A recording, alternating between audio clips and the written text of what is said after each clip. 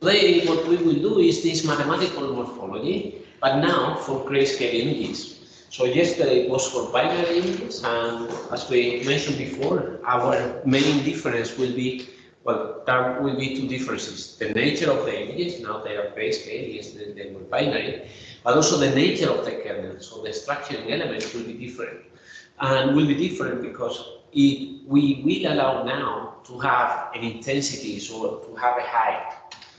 Okay, so yesterday we were using sets, and in these sets we were computing intersections, we were computing unions, all this kind of stuff.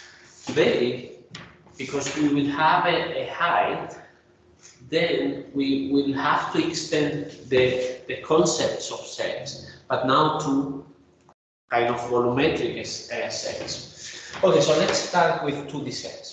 So let's say that we have these two sets, and we want to know if one set is included in the other. So, for instance, in this position, A is not fully included in B. It intersects B, but it is not fully included in B. While in this other situation, A is included in B. So if we shift A around, sometimes it is not included in B, sometimes it is. Okay, so now let's say we extend that concept to 3 dimensions, and we will have 2 sets again, A and B, and we want to know, we will move A around, and we want to know whether A is included in B or not. And the inclusion will need 2 conditions. The first one, so, is that the support of A, so the floor of A, is included in the support of B. So here, for instance, A is not included in B because part of the floor of A is outside B. Okay? So here it is A, the floor of A is included in the floor of B. So that is one of the conditions. The other condition is that the height of A is also included into the height of B. Okay, so here, the floor of A is included in the floor of B, and the height of A is fully included in the height of B. Now let's say that these are our 2 sets. So A is not included in B because the floor of A is outside the floor of B, partially. But here, the floors are included, but the height of A is larger. Okay, so A is not included in B. So we have extended now the inclusion to consider a height of a set. Okay, good. And yeah, so this is just we can extend the real numbers. So real numbers, they do not include minus infinity and infinity. But we will work with this extended set with R star, and the star will include minus infinity and infinity. So there will be 2 valid values in this R star, and then we have to define operations with it. So with the new elements, so just a standard thing. So if you add x plus infinity, you get infinity. You subtract infinity, you get minus infinity. And this is special. In general, so in real mathematics, infinity minus infinity is undefined, but here we will assume it is zero. Okay, good. And then real images. So real images will be the location and intensity at that location, and we will allow the intensity at that location to take one of these infinity values. And then the support of an image. So the support of an image is all those locations in which the intensity is not infinity, okay? Because real numbers, they don't include infinity. And the background will be where it is infinity. So where it takes this minus infinity or infinity will be the background of the image. So what now we will extend our images to allow them to have infinity values, and they will define the support. Okay, so this is the idea we have been presenting. Here is now you can think of images as 3D objects. So let's say that you have this image. So if you have this image, you have location, and then you can think of these gray values as a height in the intensity axis. So now we have extended, and we have 3 axes. So it would be x, y, and now we have I. So this is the intensity at a given location. So I will be a surface in this xy space, and this surface, for instance, here for this, I don't know, for these 6 pixels will be this one. Okay, so we have kind of a stem. So we have low value, a little bit larger, a little bit larger. So will be this stem. And outside where we have values, outside we have minus infinity, for instance. Okay, so the height where it is not defined, so the height where it is not defined will be minus infinity. So you can think of an image as a 3D object. Okay, and now we can have, for instance, this image here, and then we can see how it would look like in this 3-dimensional representation. So we have a kind of maximum here, maximum there, and then they fall off. So we have the 2 maxima, one is bigger than the other, and then they fall off. Okay, so and outside where it goes below 0, it goes directly from 0 to minus infinity. Okay, so the background is minus infinity. Very good. So now this is a more formal definition of this inclusion that we were saying before. So this is the standard inclusion for sets, but now we say that in this 3D representation of sets, one set is included in the other if the support of J is included in the support of I, so the floor of J is included in the support of I, the floor of I, and the 2 heights, so the height of J is fully covered by the height of I. Okay, and we already resolved this thing. For all those points in the floor of J. Okay, so this is a bit more formal definition of the set inclusion. And this is just a reminder from yesterday. So let's say that we had a structuring element. So set is the structuring element, and set plus P means that we have to move the structuring element to the location P. So the origin of set is located at P. So that was yesterday. We will do the same today, but now shifting. So shifting yesterday was a shift in location. Today will be a shift in location and a shift in intensity. Okay, so let's say that now we have structuring elements like these ones. So could be so you have a floor, you have a support, and then the intensity can be whatever. So it can be this shape, it can be this shape, it can be 0, it can be whatever. Okay, but you are allowed to have height. And now when you translate, you will translate both in space and in location and in intensity. So let's say that we have this structuring element, that is this one. It has 0 height. And now we translate it to the location Q. So it goes to P plus Q, because this was originally at the location P. And originally it had an intensity 0, and now it goes to intensity 0 plus something. And this something in this case was the intensity at the location Q. Okay, so now shifting, that was what we were doing yesterday to compute our intersections and all that. Shifting is now both in space and in intensity. And so the same. So when you shift, so this cube will have a spatial coordinate, and it will have a grade coordinate. And then you are shifting in space and also shifting in grade. Okay, and then we have reflections. So the reflection is both in the space and also in brightness, the intensity. Okay, so yesterday we defined these operations like erosion, dilation, opening, closing. And here we will be able to define also these kind of operations.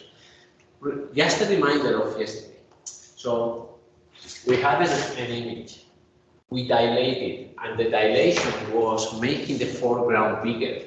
So now with gray images, we will have the same effect. So the foreground will become bigger. Yesterday, erosion was making the background bigger. So making the background bigger, today we will have the same. So these two bright dots will become lower because of the erosion.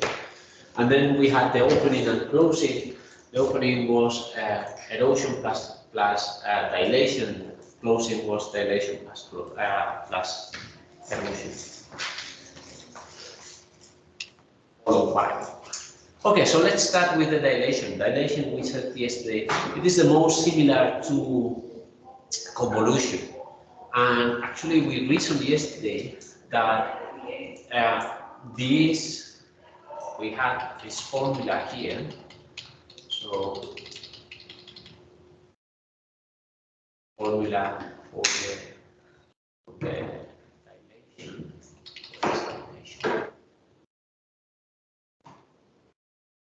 For dilation, this one here. So I will write only one of the versions of the dilation, one of the versions of the convolution. So let's say convolution of I from all with H was the sum over R prime of I of R prime times H of R minus R prime. And dilation was dilation of R dilated with a kernel, with a extraction element. We were saying it was the union over all points, so over all points in the support of I, or the translated kernel. So it was H, I will write it like this.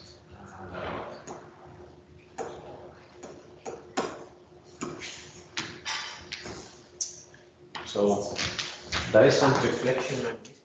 No, I'm not missing any reflection. There's no reflection. Okay, so it has the same spirit. The formula is not exactly the same, but I have written it in such a way that it looks like the convolution. So here we had two things. One was shifting. So all the time we have to shift our kernel. The other one is a combination. So once you have shifted all your kernels, here we are multiplying. Here we are not multiplying because if we are multiplying by 1. Once you have shifted, you have to combine all the results. Okay, let's look at the formula for the dilation now. So the dilation in gray images is kind of similar.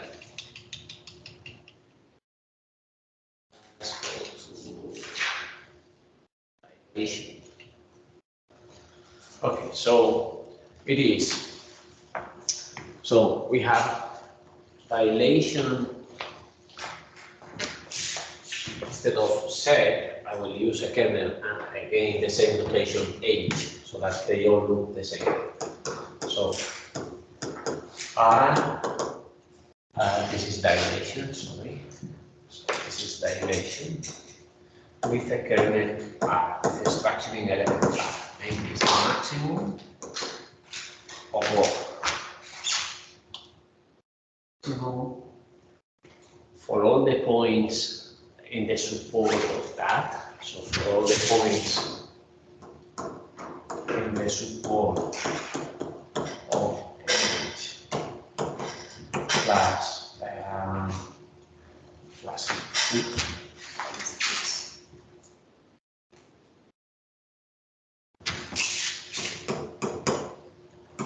of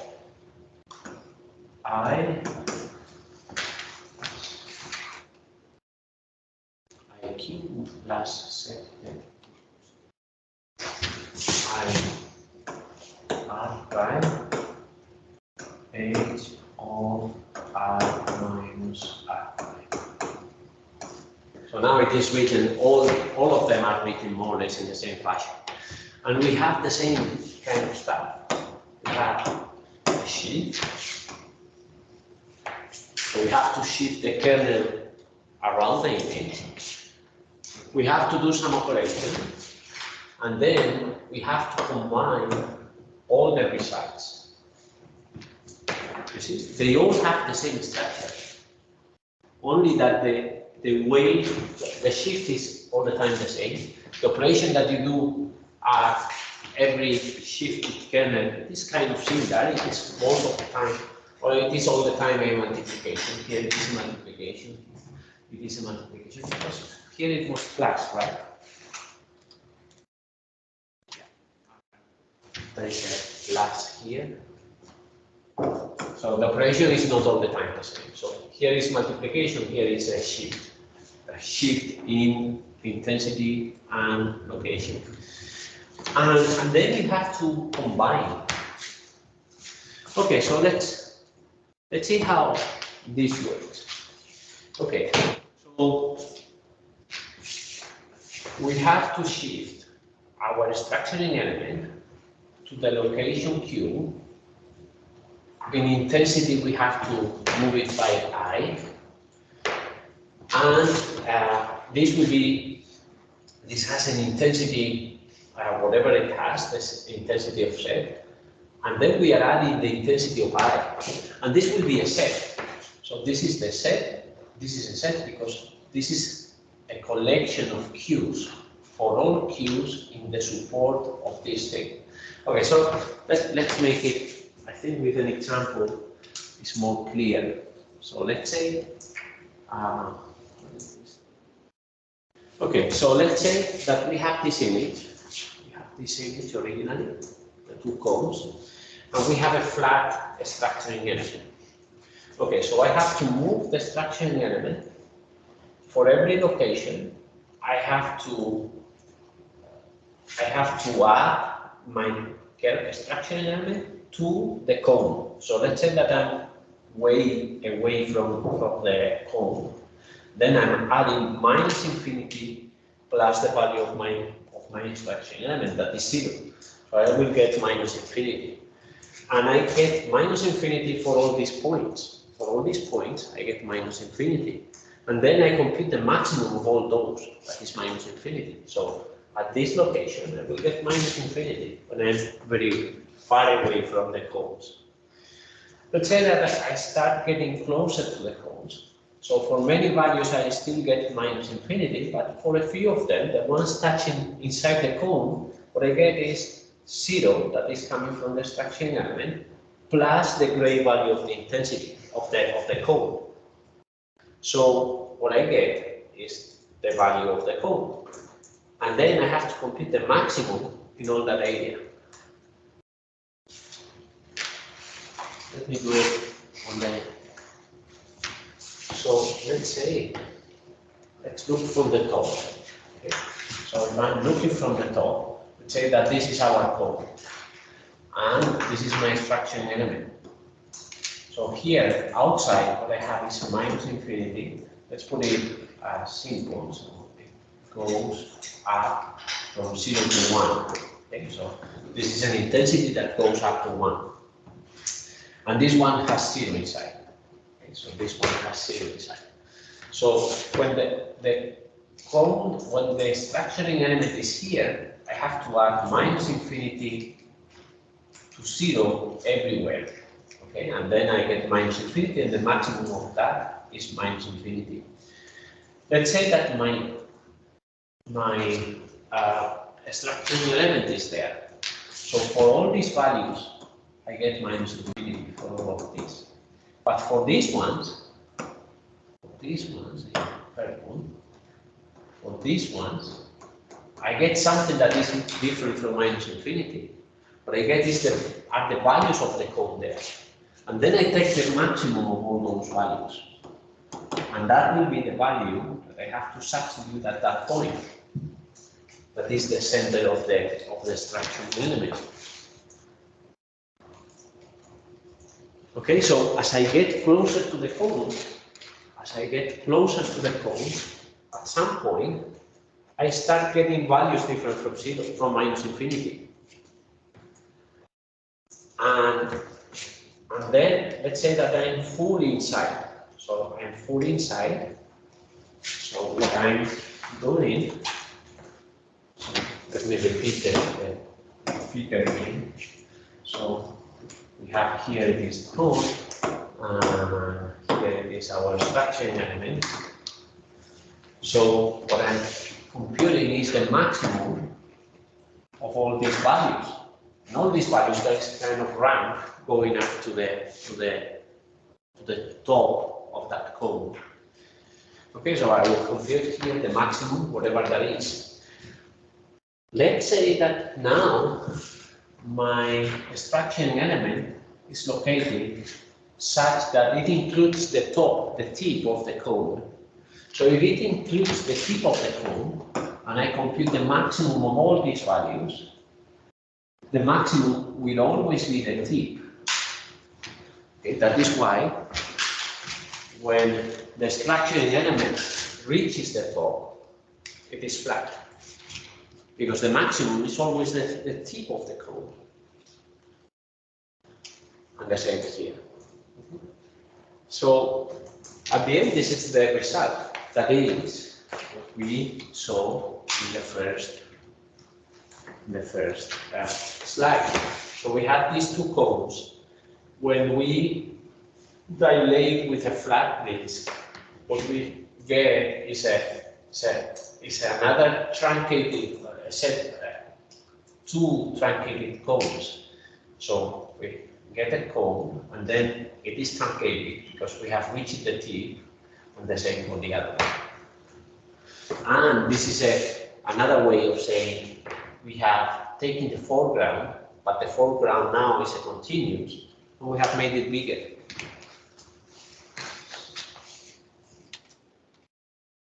And as always with these kind of operations, these operations can be done in two ways. The two ways is one is moving the kernel, the other one is moving the reflected kernel. And now instead of adding, we are subtracting, but we don't care about that. Okay, so now we understand this operation. And also, so we can, instead of moving the kernel, we can move the image, but they are equivalent. And yeah, and we know what the kind of result is. Okay, so let's say that we get this image and we apply a dilation with a flat disk. So all the foreground will be larger now. So foreground means bright values. So when we reach the tip of the cone, we should have a kind of truncated cone there. So yesterday we also said dilation is filling the gaps from the point of view of the foreground. So for instance, these eyes, from the point of view of the foreground, there are gaps. They will be filled. Same with the eyes there. The same here. So all these black spots here, they will be filled. Okay, so dilation is filling the gaps from the point of view of the foreground. Okay, doesn't seem to be a very useful operator for the moment, but as we did yesterday. So this is the most basic operation, and then we will construct more and more sophisticated operations on top of this. So for the moment, it is not too useful. We can define erosion, and erosion will be kind of similar to yesterday also. We have to make the foreground as thinner or fill in the gaps from the point of view of the background. Now we have the same kind of structure. So we have the kernel that is moving around. Now the operation is, instead of adding, is subtracting. And then we have to summarize, combine all, this is a set. So we have to combine all the values in the set into a single number. And the right combination here, or the used combination here is minimum. Okay, so let's see how it goes. So, yeah, so let's come to here again. So here we have our cone.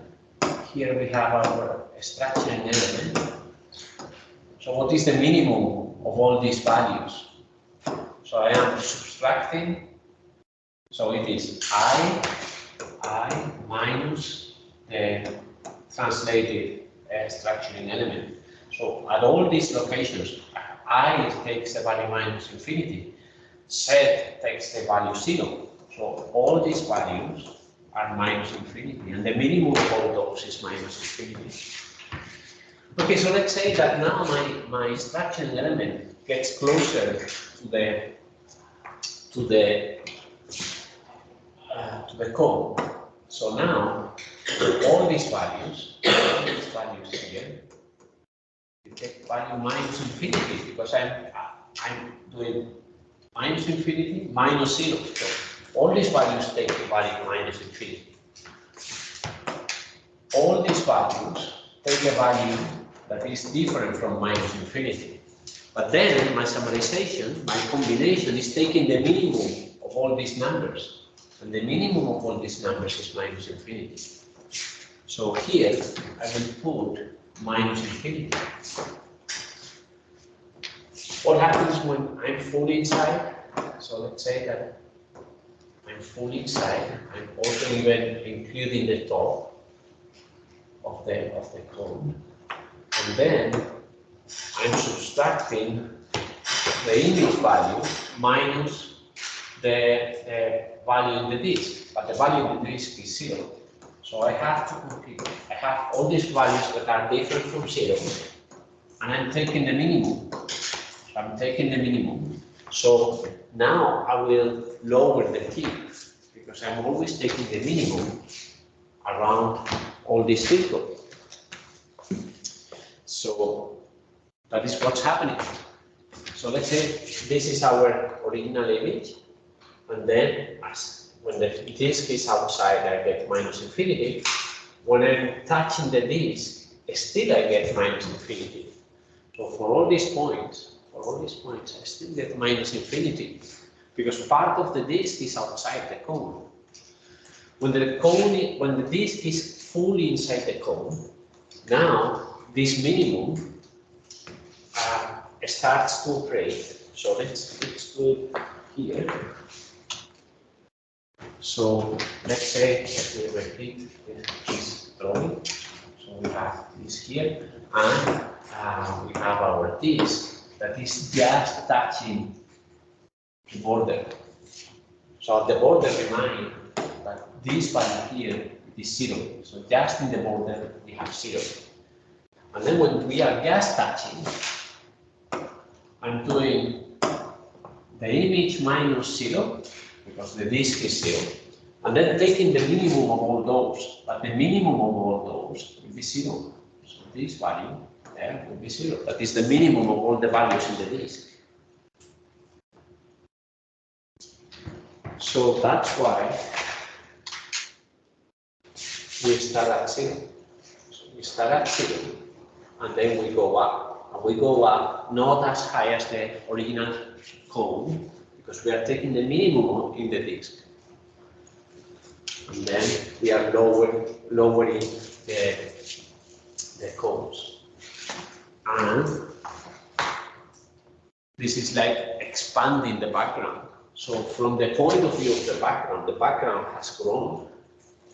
Okay, so the foreground is diminished and the background is growing.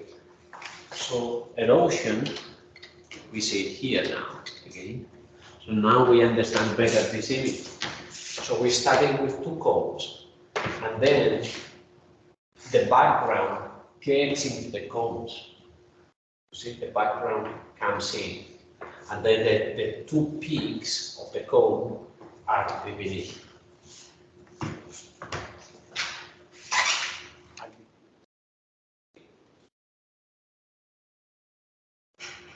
Yeah, as always, we can either move the kernel or we can move the image.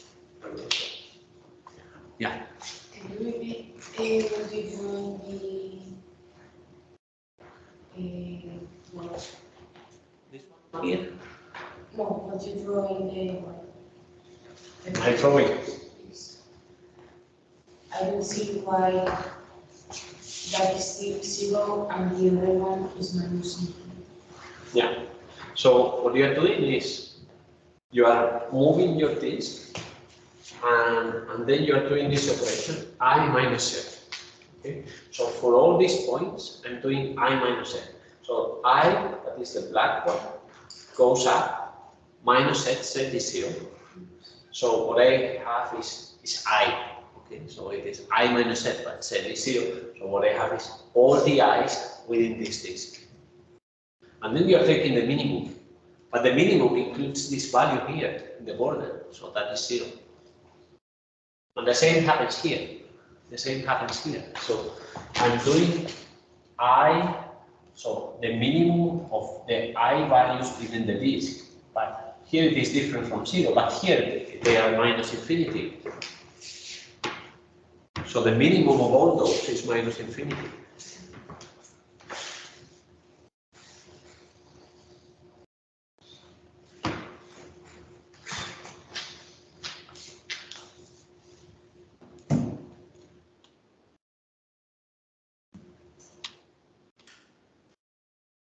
Okay, so now, if we apply it to an image like this, then the background should grow. So all the dark areas should grow. They should fill the gaps from the point of view of the background. So for instance, look at these black dots, then they fill the gaps within the dots. And the same for the eyes. So the eyes now, they fill the gaps from the point of view of the background. Okay, so this is erosion, and again, for the moment, not a very good operation. And then we can do opening. The opening is first you erode, then you dilate. And erode, we make it smaller, and then dilation, we make it larger. But when we do the erosion, I think we have here, yeah. So when we have the erosion, this is the erosion, the small one, and then we make it larger. But by making it larger, and we already saw it with the dilation, when you reach the tip of the cone, you have a truncated value there. So the overall effect is this one. So you are removing tips from the images. So if you have a peak, that peak will be truncated, and all the other values will remain the same.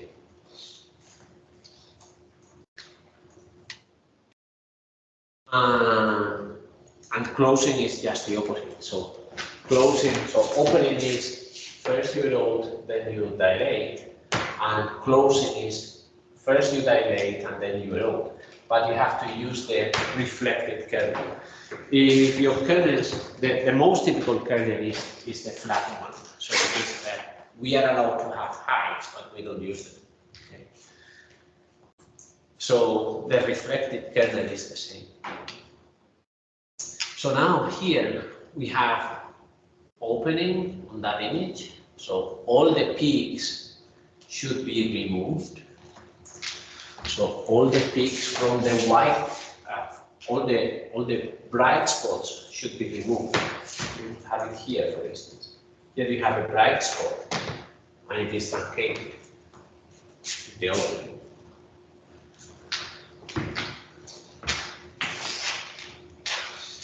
Good. And then we have closing. Closing is the opposite. So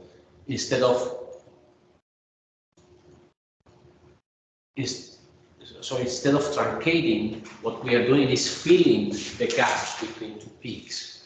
So if you have two nearby peaks, the closing will be filling the gaps between those two peaks. And here we have the different steps. So first you dilate, and then because of the dilation, this region gets filled, and then you erode, and then you put them back to the right side.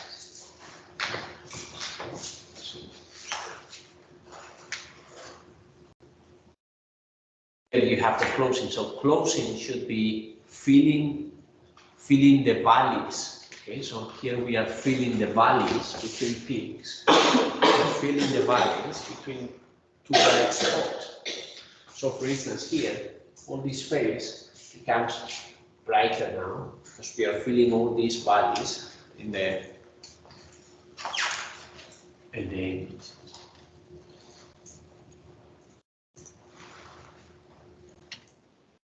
And the same kind of Morgan laws that we had yesterday, this kind of, okay, they are not Morgan laws, but these are this kind of duality, dual relationships.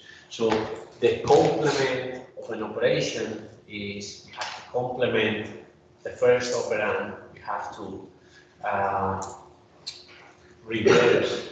So if it is a dilation, it could be an erosion, and then you have to reflect the curve, the structuring element. And it happens for all these operations, so for dilation, for erosion, for closing and opening.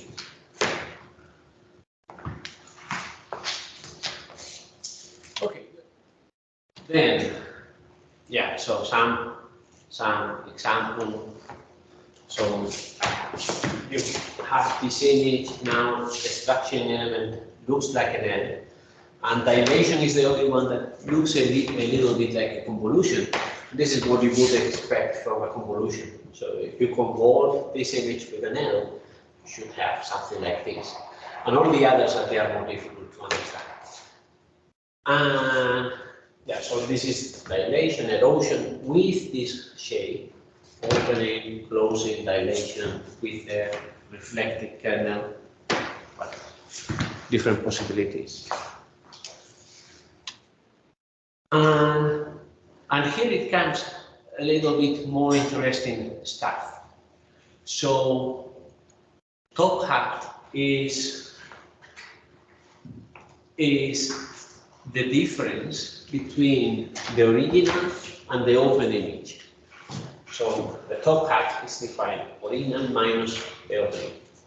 So what was the opening? So you were given an image, and then the opening was removing the tips. So the top hat are the tips, whatever you have to remove from the original. And here we have the top hat of this one. And now we recognize what it is. It is an edge detector. So a top hat is an edge detector. So, and what do you think? It is a linear edge detector or non-linear edge detector? All these kind of operations are linear, non-linear? Non-linear, why? When you have maximum, minimum involved, they are non-linear operators. So So we have a non-linear edge detector, and this is very useful. I don't understand why the values that are in the original more dark are like bright. Yeah, they have been, it is there, the label. We are showing here the negative of the image, not the image. Okay? Because it is easier to see that. It is an edge detector. And the bot hat is another edge detector. It is an edge detector between two bright points.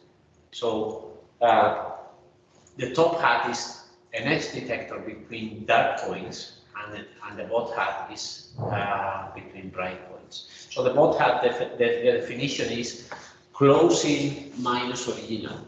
So you take the closing of the image minus the original. That is this gap that we have added to fill the gaps between two peaks, and that is the bot hat. Okay, so it is another edge detector, and it is a different one from this one. You see, so yeah. You said that the bot hat is an edge detector between Between bright points, yeah, because you have bot hat is here. So you have two peaks, and then you detect the put it in the middle, the region in the middle.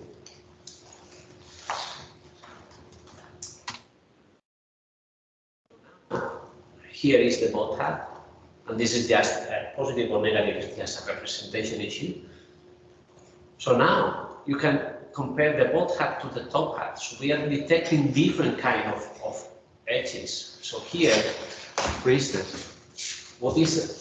We said here it is an edge detector between peaks. So here in the fingers, for instance, the space between the fingers is very highlighted because it is a valley between two peaks. While here in this top hat, this space was not so visible. So the strong edges are these ones here that are the peaks between valleys. So now we have non-linear detectors, edge detectors that can focus on different kind of edges. So edges between peaks or edges between valleys.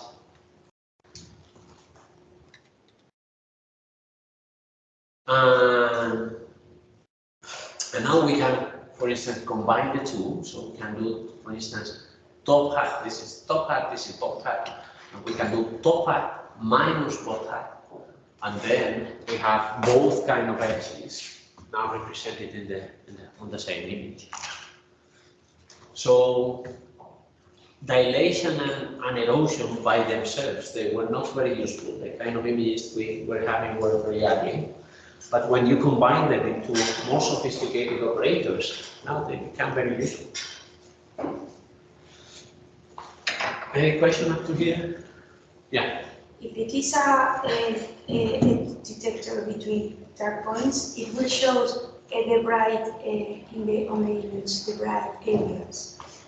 If it is an edge detector between peaks, between dark points, and then what's? It will show the negative image brightness. I'm not sure what you mean. So, for instance, here, there is an edge detector between dark points, and then we see that there is a bright. But in the case of the top hat, that is a detector between dark points, the image is. So this is white. This is white because it is top hat minus bot hat. So this part is positive, and this part is negative because it is bot hat, and bot hat is detecting peaks between, so edges between peaks. So this part is negative. This part here between the spots is bright. Can you put one more the image that is like white? This one here? No, another one. Just in that case. These are negatives. But this is just a display. So shown as negatives for display.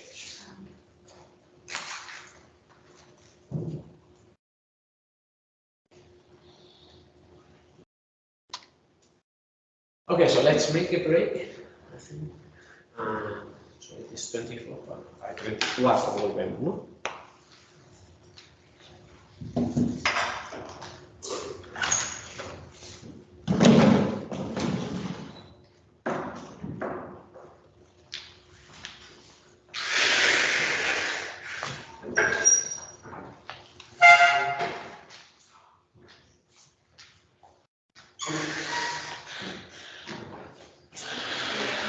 Dime. Es que esto no lo entendí muy bien, pero eso lo que me salió es que como que mostraba las bright and limited details.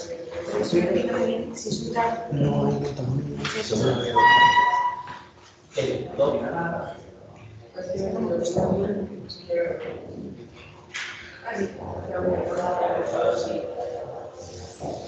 O sea, lo que se te ha tocado son estos piquitos. Es un piquito.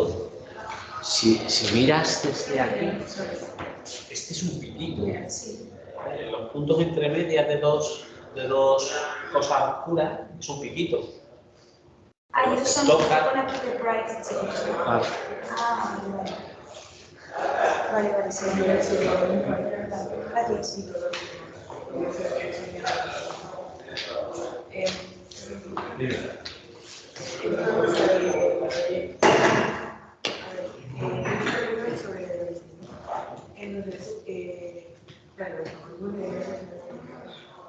Entonces, para hacer un método de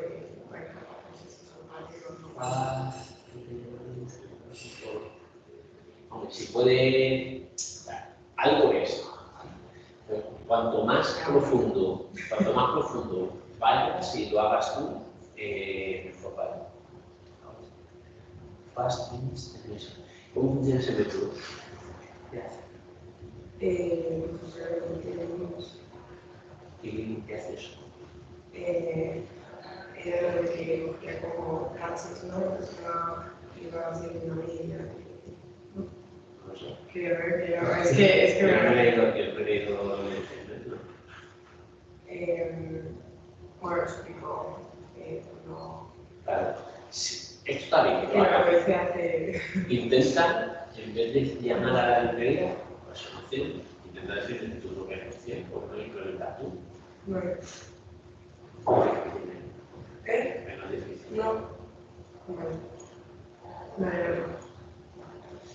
Aunque se hace una básica. Vale.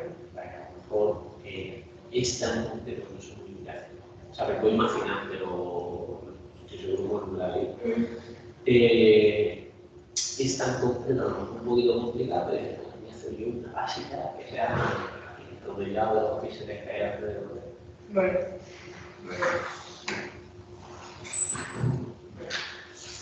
Luego tienes que explicar, o sea, tengo que explicar también el problema, ¿no? Como tenéis que ir al principio, como definir un poco eso y luego ya hacer los proyectos.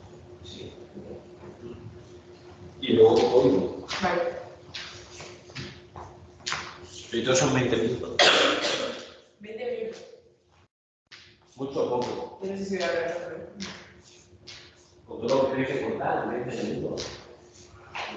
¿Cómo te vas a hablar así?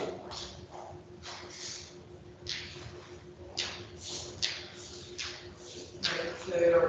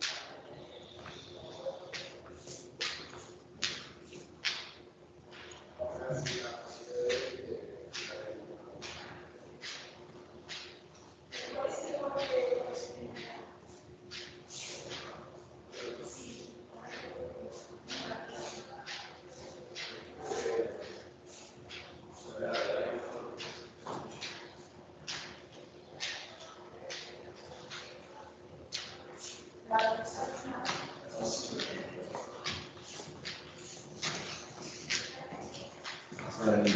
famosos.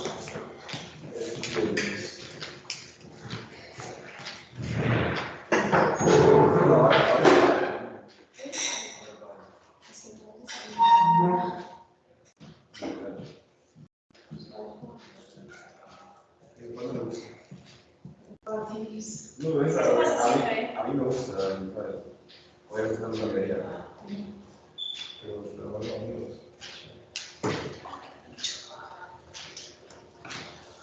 O sea, jugar con amigos prefiero jugar, pero por ejemplo, jugar con amigos que sean buen tenis y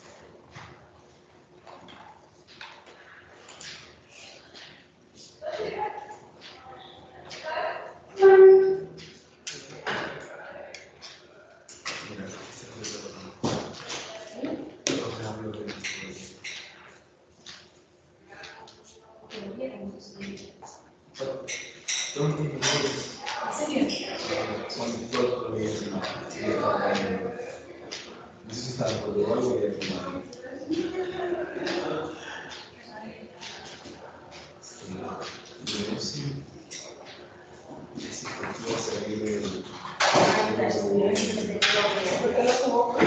Es que eso es muy gracioso.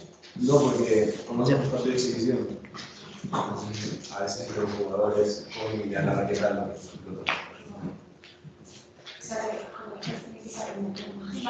no, hoy todos saben.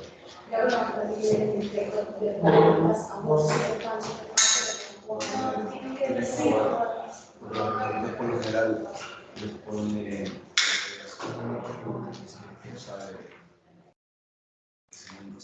si no va a hacer no puede ser no, pues no si no eres si eres jugador de tenis no puedes.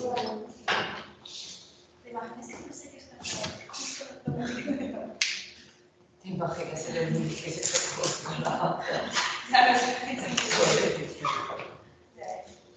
Cuéntanos un chiste, anda, Alba. no tengo chiste. No. Cuéntalo por mi perfil. You.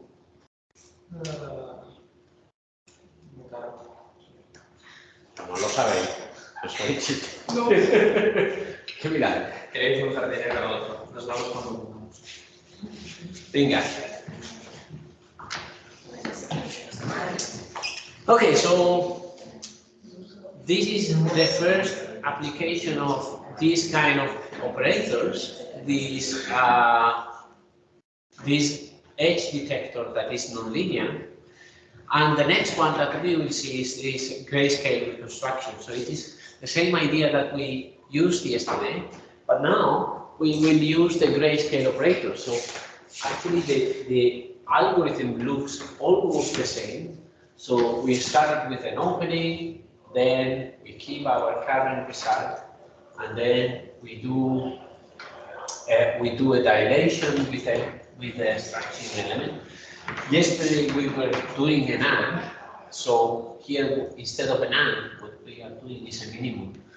And then keeping the new result, and we keep iterating until this image doesn't change anymore. And let's see some results. So here, for instance, it is the grayscale operation, like this grayscale reconstruction of these peaks that we have. So we have the two cones, we start with an opening, and then we start reconstructing until we the image doesn't change anymore. And we see that the result is a kind of opening. So in this case, it doesn't change too much. So we try to recover it a little bit more. So we have gained a bit more, but it looks almost like the opening. So let's look at some examples. So let's say that we have this image here. So this is the opening, and then this is the reconstructing. So the reconstructing starts from the opening and tries to get to the original, but removing the peaks. Okay, so we start from the opening, we try to get closer to this one, but removing the peaks. And then we can see all kinds of differences. Okay, and this is the original. This is the reconstructive opening. So we start the opening and then we reconstruct the opening. So it is, we try to get to the original, but removing the peaks. So that sounds like, or if you had to describe that, how would you describe it?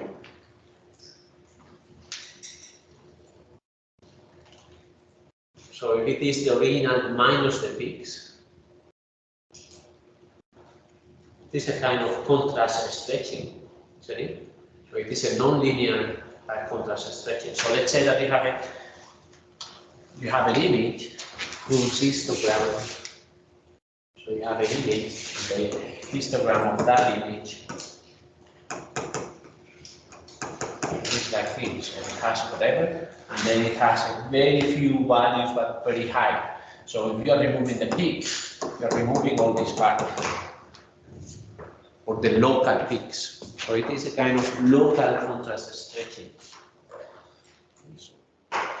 Yeah, and in terms of contrast, I would say this one is a little bit better than this one. This one has many more details, and it makes sense because we have lost part of the information.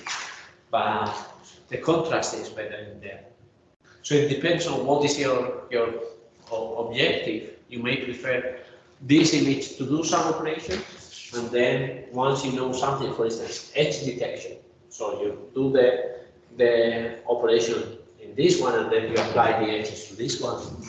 So all these kind of strategies can be done. So this is the opening, this is the original, this is the reconstructing. So you see that there is a lot of change from the opening to the reconstructed opening. Questions? No? Let me show you a different application of these morphological operators. So morphological is a mathematical morphology is a particular branch of mathematics that is working with sets. And then this is another application. So here we will use it to segment. So internally it is doing same kind of stuff. So not exactly the same operations that we have been using in our lecture, but same kind of stuff with minimum, sets, computing intersections of sets, this kind of stuff. Let's say that I want to segment this one. So it is, we want to segment that. So you have to say a region where you are interested in. So let's say that like this, and I say, okay, I'm interested in that region. This is also part of the region that I'm interested in, and this is also part of the region I'm interested in. And now I want you to reconstruct, to segment the whole image according to mine. So this is what I gave you, and this is what it returns. So probably it is not good enough. So let's go back and run it again. So we can add more and more of these. So let's make it bigger. And I can say, okay, so I'm interested in there, in there, in there, in there. Let's see if now it can do it better.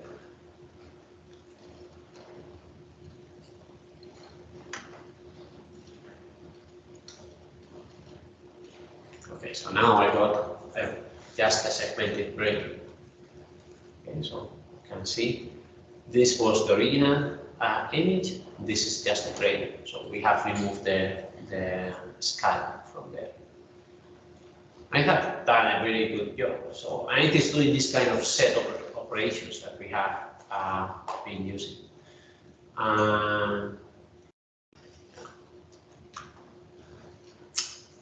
No other question? No? Okay, so otherwise we go to the exam today. So